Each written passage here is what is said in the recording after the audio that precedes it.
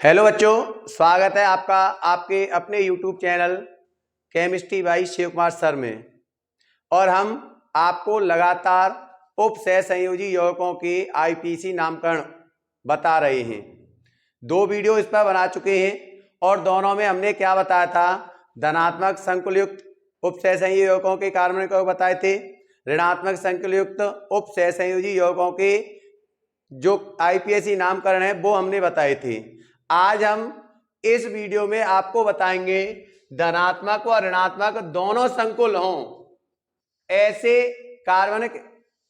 उप सहसंयोजी यौगिकों के आईपीएसी नामकरण बताएंगे, जिनमें धनात्मक संकुल भी हो और ऋणात्मक संकुल भी हो, अर्थात द्विसंकुल युक्त जो उप सहसंयोजी यौगिक होते हैं उनके आईपीएसी नाम बताएंगे। देखिए, बताइए, ये एक संकुल है, ये दूसरा संकुल है या नहीं है? बताइए, ये एक संकुल है, ये दूसरा, दोनों संकुल ही तो बने हुए हैं।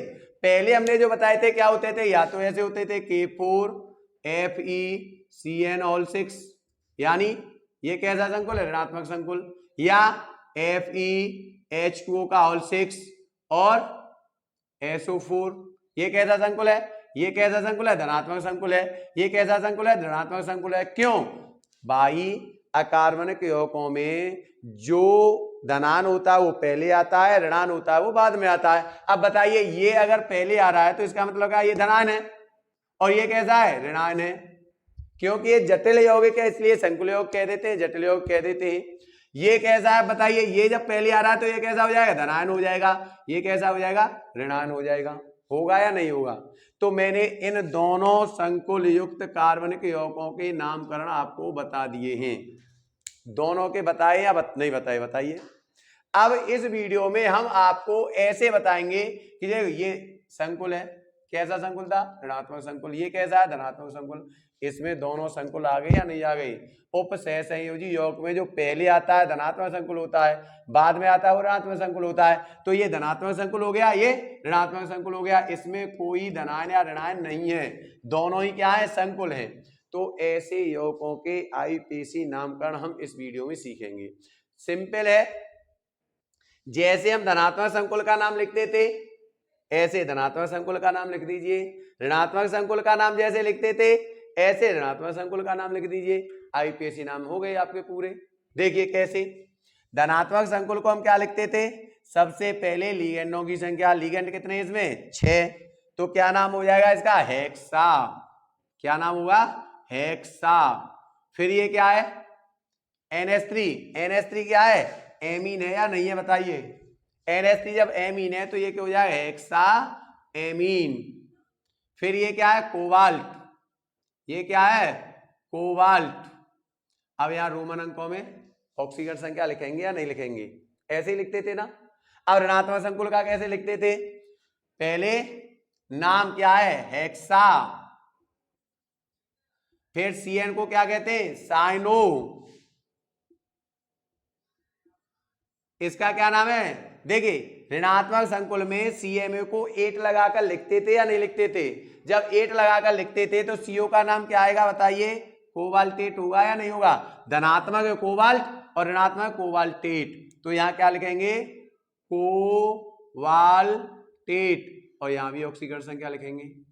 अब प्रश्न ये आता है कि इन दोनों यौगिकों की ऑक्सीकरण संख्या लिखेंगे तो हमें क्या देखना है कि यहां पर तो धनान बनाना है और यहां पर ऋणान बनाना है, और दोनों की धनान का और ऋणान का दोनों का आवेश कैसा करना है? बराबर करना है।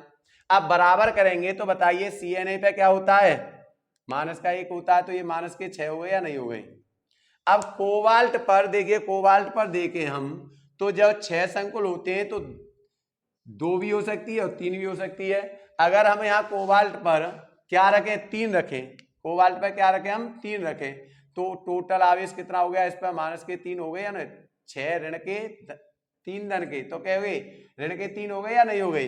अब यहाँ देखिए, इस पर तो 0, इस पर भी हम 3 रख दें तो इस पर टोटल आवेश +3 हो जाएगा नहीं हो जाएगा? तो इस संकुल पर पूरा आवेश +3, इस संकुल पर पूरा आवेश -3 होगा या नहीं होगा? तो हमने ऑक्सीकरण संख्या दोनों कितनी कितनी लिखी है?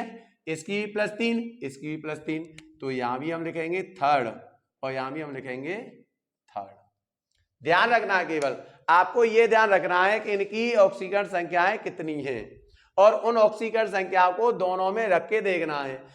रखना इस प्रकार से है कि दोनों संकुलों का जो धनावेश और ऋणावेश हो वो बराबर आए, यानी इसका ऋणावेश और इसका धनावेश दोनों का कितना होना चाहिए, बराबर होना चाहिए। हमने यहाँ Cn 1 होता है 6 लिख दिया, कोबाल्ट के 2 और 3 होते हैं, हमने 3 रख के देखा तो 6 माइनस के 3 प्लस के टोटल आवेश कितना हो गया इस संकुल पर, 3 हुआ या नहीं हुआ ऋण का। इसमें देखिए NH3 पे तो 0 होता है और हमें यहाँ कितना लाना है +3, तो यहाँ 3 रखना पड़ेगा नहीं रखना पड़ेगा, इस पर +3 रख दिया तो दोनों पर आवेश बराबर आ गया नहीं आ गया। जब दोनों पर आवेश बराबर आ गया तो हमने यहाँ थर्ड थर्ड कर दिया। अब देखिए इसको, इसमें क्या करना है, 4 है, 4 का मतलब टेट्रा, ये क्या है एमीन, ये क्या है पीटी प्लेटिनम, क्या नाम है प्लेटिनम, यहां पर ऑक्सीकरण संख्या लिखेंगे। अब इसे देखो, ये क्या है टेट्रा, ये क्या है क्लोराइडो, लेकिन यहां ऋणात्मक संकुल में 8 लगाएंगे, क्या लिखेंगे पीटी का क्या लिखेंगे, देखिए पीटी, ये रही प्लेटिनेट, क्या लिखेंगे प्लेटिनेट। अब ऑक्सीकरण संख्या देखते हैं। अब देखिए इसकी तो 0 है और इस पर -4। अब पीटी की देखिए 2 होती हैं, 4 और 2, क्या होती हैं 4 और 2। अगर हम इसकी 4 लिखेंगे तो 4 और 4 0 हो जाएगा, होगा या नहीं होगा। लेकिन हमें इस पर क्या लाना है, ऋणावेश लाना है, क्या लाना है ऋणावेश लाना है या नहीं लाना है। तो यहां हम कितना लिखेंगे 2 लिख देते हैं, तो टोटल आवेश कितना हो गया, -4 में थे +2 गए तो +2 -2 टोटल आवेश हो गया इसका, इस पर आवेश कितना हो गया -2। अब इधर हमें क्या करना पड़ेगा +2 लाना है, भाई यहाँ -2 है तो ये +2 लाना है, +2 लाएंगे हम तो यहाँ +2 लिखना पड़ेगा या नहीं लिखना पड़ेगा बताइए। तो इनकी ऑक्सीकरण संख्या कितनी हो गई, इसकी भी सेकंड हो गई और इसकी भी सेकंड हो गई। हमें यहां से इस सारणी का उपयोग करना पड़ेगा या अपने आप रखकर देखना पड़ेगा, यानी धनात्मक संकुल और ऋणात्मक संकुल दोनों का जो आवेश होगा वो बराबर होगा। जितना ऋण संकुल का कुल आवेश होगा उतना ही धन संकुल का कुल आवेश होना जरूरी है, तभी तो ये पूरा यौगिक उदासीन होगा। अब इसे देखिए, यहां पर आ गया EN और EN में नाम आता है एथिलीन डाई एमीन। तो जिस लिगेंड में डाई ट्राई कुछ आ जाए नाम में तो उसके लिए विशेष पूर्व लग्नक लगाते हैं या नहीं लगाते हैं। मैंने पहले ही बता दिया था, एक EN है इसके लिए विशेष पूर्व लग्नक लगाएंगे, एक क्या है EDTA है उसके लिए भी विशेष पूर्व लग्नक लगाएंगे। यानी जिन लिगेंडों के नाम में डाई ट्राई टेट्रा पेंटा हेक्सा ऑक्टा ये आ जाए संख्या, तो उनको संख्या को प्रदर्शित करने के लिए इन पूर्व लग्नों का विशेष पूर्व लग्नकों का प्रयोग करते हैं। कितनी संख्या है 3, 3 के लिए क्या लगाएंगे ट्रिस, क्या लगाएंगे ट्रिस, क्या लगाएंगे 3 के लिए ट्रिस। इसका नाम क्या है EN का एथिलीन डाई एमीन, और इसे हम क्या करेंगे कोष्टक में बंद, एथिलीन डाई एमीन कोष्टक बंद। अब ये क्या है कोबाल्ट, क्या ये कोबाल्ट, यहां देखेंगे ऑक्सीकरण संख्या, ये क्या है OX, देखिए OX क्या है द्विदंतु लिगेंड है ये ऑक्सोलेटो, क्या है ऑक्सोलेटो, कितने ये 3 है, तो पहले 3 का नाम लिखेंगे, 3 क्या है ट्राई, ट्राई ऑक्सोलेटो,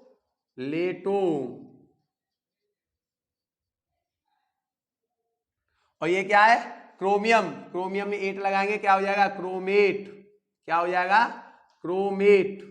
ऑक्सीकरण संख्या देखेंगे, इसकी देखो आवेश कितना हुआ X पे -2 है नहीं है, तो टोटल कितना आ जाएगा -6। EN पे कितना कोई आवेश है क्या, देखना कोई आवेश नहीं है 0 है। अब बताइए हम क्रोमियम Cr +3 होता है इसका केवल ऑक्सीकरण संख्या कितनी होती है +3। तो +3 अगर हम यहाँ लिख के देखेंगे तो इस पर टोटल आवेश कितना हो जाएगा -3 होगा या नहीं होगा। देखो -6 +3, 6 में से 3 गए -3। तो यहाँ पर +3 लिखेंगे या नहीं लिखेंगे टोटल आवेश +3 करने के लिए। तो इनकी ऑक्सीकरण संख्या कितनी हो गई 3, इसकी भी 3rd और इसकी भी 3rd हो गई। अब देखते हैं इसको देखते हैं। तो इसका अगर नाम देखें, हमें यहां पर होल थ्राइस लिखा हुआ है, इससे हमें कोई लेना देना नहीं है, ये केवल आवेश को बराबर करने के लिए होल थ्राइस लिखा हुआ है, बाकी इसका हमें नाम नहीं लिखना है। अब देखिए नाम अगर लिखेंगे तो ये क्या है एमीन, ये क्या है एमीन, ए से प्रारंभ है, ये सी से है, तो पहले ये आएगा क्या हो जाएगा 4 संख्या, 4 के लिए क्या लिखते हैं टेट्रा, 4 के लिए क्या लिखेंगे हम टेट्रा, और ये क्या आ जाएगा एमीन। ये क्या है 2, 2 के लिए डाई, फिर Cl क्या होगा क्लोराइडो, और यहां पर कोबाल्ट कोष्टक, इसे 3 नहीं लिखेंगे, ये ऑक्सी जो आवेश है उसको बराबर करने के लिए है। ये क्या है 6 क्या है हेक्सा, ये क्या है Cn साइनो, ये क्या है Cr क्या है क्रोमेट, क्या है क्रोमेट, इसकी ऑक्सीकरण संख्या देखेंगे। अब देखिए यहां -6 है, अब Cr को अगर हम देखें, Cr को देखें तो +3 होता है नहीं होता है, तो यहां पर +3 कर दीजिए, तो कितना हो गया -3 हुआ या नहीं हुआ बताइए, टोटल आवर -3 हुआ या नहीं हुआ। यहां पर देखें इसका 0, इसका -2 और इसका +3, अब इस पर आवेश कितना हुआ 1 हुआ या नहीं हुआ, +1 हुआ या नहीं हुआ। अब इस 1 में 3 का गुणा हो तो +3 हो गए आवेश नहीं होगा, इस पर भी +3 इस पर भी -3, दोनों का आवेश बराबर हो गया। मैंने पहले ही बताया था ये 3 क्या है आवेश को बराबर करने के लिए किया गया है। तो बताइए ऑक्सीकरण संख्या कितनी है 3, इसकी भी 3 है, तो यहां भी 3rd लिख दीजिए और यहां लिख दीजिए। अब बताइए द्विसंकुल युक्त उपसहसंयोजी यौगिकों के नामकरण आए या नहीं आए। अगर हम ऋण संकुल युक्त यौगिकों के नामकरण और धन संकुल युक्त यौगिकों के नामकरण अगर हमें याद हो तो इन नामकरण में हमें कोई परेशानी आएगी, और इन नामकरण में ज्यादा कठिनाई भी नहीं है। क्यों कि अगर हम धनात्मक संकुल को धनात्मक संकुल की तरह नाम लिखना है, ऋणात्मक संकुल का ऋणात्मक संकुल की तरह नाम लिखना है, और क्या लिखना है केवल ऋणात्मक संकुल में जो CMa है उसके नाम में 8 लगानी है। ये कोबाल्टेट, प्लेटिनेट, क्रोमेट, क्रोमेट 8 लग के यहाँ पर सीधा क्या कोबाल्ट, यहाँ क्या कोबाल्टेट, यहाँ पर क्या प्लेटिनम, यहाँ पर क्या प्लेटिनेट, यहाँ पर क्या है कोबाल्ट कोबाल्ट और यहाँ क्या है क्रोमेट, यहाँ पर क्या है कोबाल्ट, यहाँ पर क्या है क्रोमेट, अलग अलग है। यानी इस संकुल में ऋणात्मक संकुल में जो CMa है उसमें 8 शब्द जोड़ना है। आशा है आपको आज की वीडियो पसंद आई होगी, और अगर आज की वीडियो आपको पसंद आई हो तो प्लीज हमारे चैनल को सब्सक्राइब करें और बेल आइकन को दबाएं ताकि हमारी अगली वीडियो का नोटिफिकेशन सबसे पहले आप पर आए। थैंक यू, धन्यवाद।